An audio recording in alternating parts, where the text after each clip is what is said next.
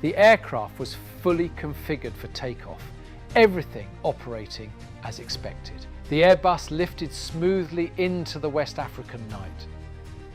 But just seconds after takeoff, chaos erupted in the cockpit.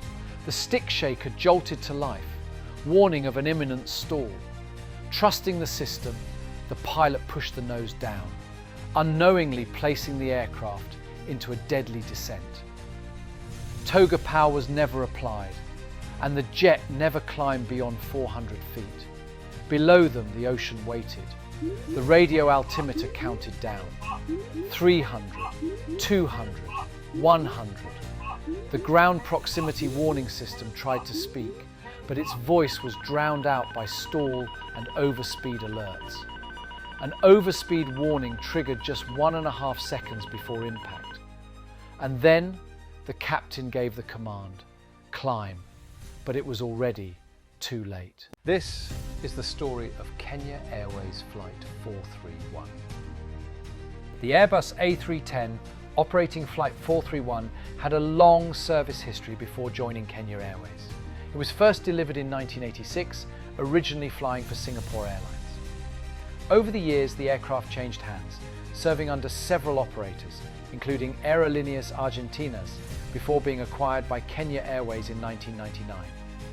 At the time of the accident, it had logged over 58,000 flight hours and more than 14,000 cycles. Though not brand new, the jet was well maintained and met all regulatory and safety requirements. To both Kenya Airways and its crew, this aircraft was a reliable member of the fleet, capable, proven and trusted. But as Flight 431 prepared for takeoff on January 30th, no one could have known this would be its final flight. It was Sunday, January 30th, 2000. Kenya Airways Flight 431, operated by an Airbus A310-304, was scheduled to fly from Abidjan to Nairobi, with a planned stopover in Lagos. On board were 10 crew members and 169 passengers. Earlier that same day, the aircraft had flown in from Nairobi, landing at Abidjan's Félix Houphouët-Boigny International Airport at 3:15 p.m. But the skies over Lagos were not welcoming. Poor weather conditions forced the crew to hold for 30 minutes over Nigerian airspace before diverting back to Abidjan. A relief crew, who had arrived 2 days earlier on flight KQ430, was assigned to take over the return leg. Experienced, rested and ready, they boarded the aircraft to continue the journey. Flight KQ431 was rescheduled to depart Abidjan at 9 p.m, just as originally planned. At the controls was 2 experienced Kenyan pilots, Captain Paul Muthe-Mwangi, 44 years old, a seasoned pilot with over 11,600 flight hours, including more than 1,600 hours on the Airbus A310. He had previously served as an instructor, held senior roles within the airline, and was widely respected for his leadership and professionalism. Beside him sat First Officer Lazaro Mutumbi Mutua, 43 years old. He had logged over 7,200 flight hours, though he was relatively new to the A310, with just 276 hours on the type. Calm, competent and focused, he had transitioned from other aircraft in the Kenya Airways fleet and was steadily building time on the Airbus. Together, they formed a capable flight crew, well qualified, experienced and trusted to carry out one of the airline's busiest international routes. At 8:55 p.m. local time, the cockpit crew of Flight 431 made contact with Abidjan Tower, requesting startup clearance. Permission was granted. Less than a minute later, the captain called for the takeoff checklist. At 8:56 and 19 seconds, he announced the planned thrust setting, Flex 60, indicating a reduced thrust takeoff based on aircraft weight and runway conditions. 3 minutes after engine start, the captain updated the interphone. We have 2 normal startups. Both engines were stable, systems checked, all appeared normal. At 9:01 p.m, the crew requested taxi clearance. The tower responded moments later, cleared to taxi. As the aircraft rolled slowly toward runway 21, final configurations were made. At 9:02 p.m, The captain called for flaps, set flaps 15, and by 9:04:50 the co-pilot confirmed. Trim 0.9 nose up, slats and flaps 15-15. Kenya Airways Flight 431 was fully configured, ready for departure. At exactly 9:07 p.m, Flight 431 began taxiing toward the active runway. Abidjan Tower relayed updated wind information and cleared the flight for takeoff. The controller's final instruction: report passing flight level 40. The co-pilot read back the clearance at 9:07 and 45 seconds. It would be the last transmission ever heard from the flight. At 9:08:08, the co-pilot called out, "Takeoff checklist completed, cleared for takeoff." 10 seconds later, the captain applied takeoff thrust and confirmed thrust, SRS and runway. At 9:08:27, 9 seconds into the roll, he called 100 knots. The aircraft was accelerating normally. Then, at 9:08:50, came the command, V1, rotate. 2 seconds later, positive, Flight 431 was airborne.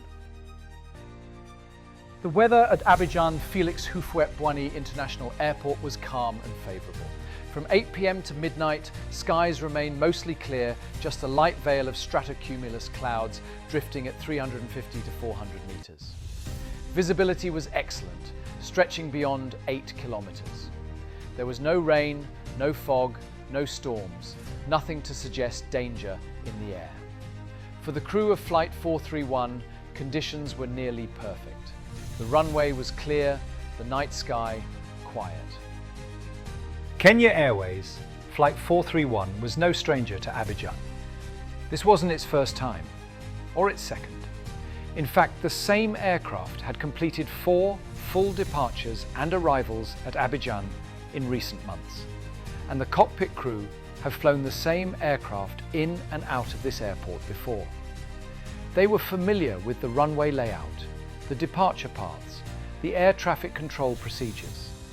This was not unfamiliar ground. For them, Abidjan was a routine stop along a well-travelled route.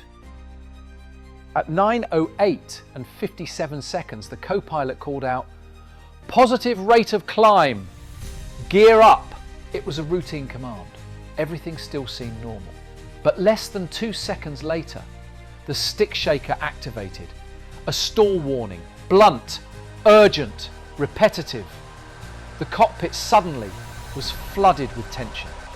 At 9:09:07, the aircraft's automatic call-out announced 300 feet, just seconds after takeoff, and the jet was already losing altitude. At 9:09:14, the co-pilot, clearly confused, asked, "What's the problem?" But no one had an answer, not even the aircraft systems. Then came the rapid descent warnings: 200, 100, 50, 30, 20, 10. It was now a race between altitude and the ocean. At 9:09:22, a final oral master warning erupted. The captain, realising the horror unfolding beneath them, shouted, "Go up!" But the aircraft's computer beat him to it. Just 0.6 of a second earlier, the automatic call-out gave its final warning, 10 feet. And then, impact. The Airbus struck the Atlantic Ocean at high speed, nose slightly down. There was no explosion, no fire, just silence. Of the 179 people on board, only 10 would survive. The aircraft struck the Atlantic Ocean just off the coast of Côte d'Ivoire, in shallow waters near Port Bouet. Fishermen and residents along the shore heard the sound of impact. Some saw a flash, then nothing. Within minutes, search and rescue operations were underway. The darkness made the task nearly impossible. Wreckage floated silently on the surface, seat cushions, torn luggage, and shattered fuselage panels. The tail fin, partially submerged, was one of the first major pieces to be recovered.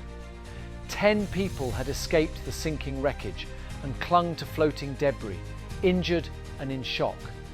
They were pulled from the water by local fishermen and Ivorian Navy personnel. For many, The pain wasn't just physical.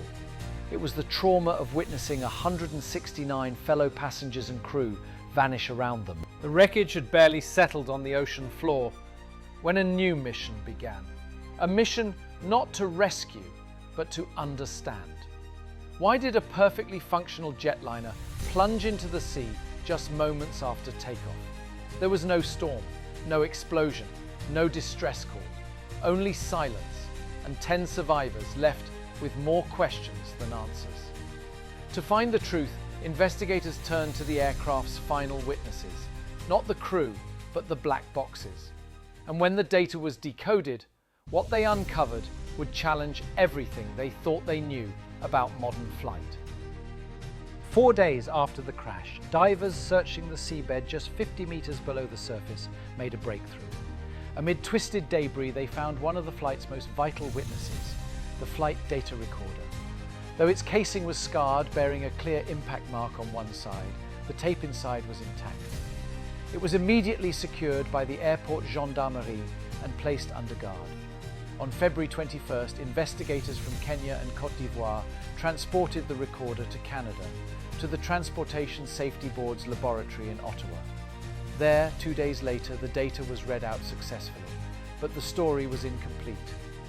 It wasn't until February the 24th that the second black box was recovered, the cockpit voice recorder.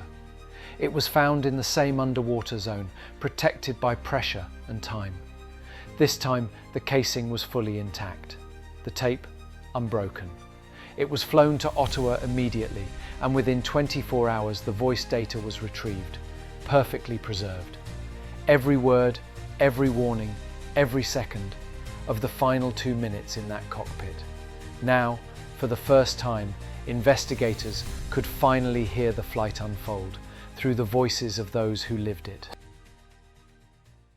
When the investigation concluded, the truth was clear. Kenya Airways Flight 431 was not brought down by weather or mechanical failure, but by a tragic sequence of human and system interactions. The first, false stall warning. Just seconds after liftoff, the aircraft's stall warning system activated. The stick shaker, designed to alert the crew to an impending aerodynamic stall, began vibrating the control column. But there was no stall. The Airbus A310 had a safe airspeed and angle of attack. The warning was false. The investigation revealed that one of the aircraft's 2 angle of attack sensors likely malfunctioned, feeding incorrect data into the stall protection system. With only limited redundancy in place at low altitude, the aircraft's logic believed a stall was imminent, triggering the shaker. Second, was pilot response. The pilot flying, believing the warning, instinctively pushed the nose forward, unknowingly sending the aircraft into a shallow descent just seconds after takeoff. At no point did the crew apply toga thrust, full emergency power, as required in stall recovery. The engines remained at the reduced Flex 60 takeoff setting, insufficient to gain altitude while descending. Third, warning overload. As the aircraft descended, multiple warning systems began to conflict. Stall warning continued. Overspeed alerts activated based on increasing airspeed in descent. Ground proximity warning system, pull up, attempted to override, but its audio was masked by other alarms. The cockpit became a wall of sound, none of it prioritized. The crew became overwhelmed. There was no clear stall, no checklist followed through, and no coordinated call for full thrust or pitch-up commands. By the time the captain realized how low they were already 10 feet above the ocean. The BEA's final report concluded the accident resulted from a false stall warning that led to inappropriate crew action, specifically nose-down input during initial climb. This action, combined with insufficient engine thrust, caused a rapid descent into the ocean. Contributing factors included cockpit confusion, multiple competing warnings, and insufficient prioritization of alerts at low altitude. In the wake of the Flight 431 tragedy, aviation took a hard look inward. Pilot training was overhauled, teaching crews to recognize false stall warnings and to apply full toga thrust without hesitation. Airbus updated flight manuals, emphasizing clearer procedures for low-altitude emergencies. Cockpit warning systems were redesigned, ensuring that critical alerts, like terrain warnings, could never again be drowned out by noise. Most importantly, the crash sparked global cooperation, improving safety standards and training worldwide. And though 169 lives were lost, their legacy lives on in every safer flight that follows.